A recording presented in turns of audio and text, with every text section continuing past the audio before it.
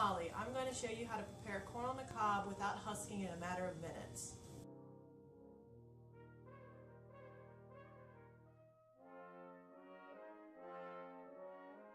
All you need is a knife like this one and a cutting board. Cut roughly a ½ an inch off the bottom of the ear to let the heat get up underneath the husk.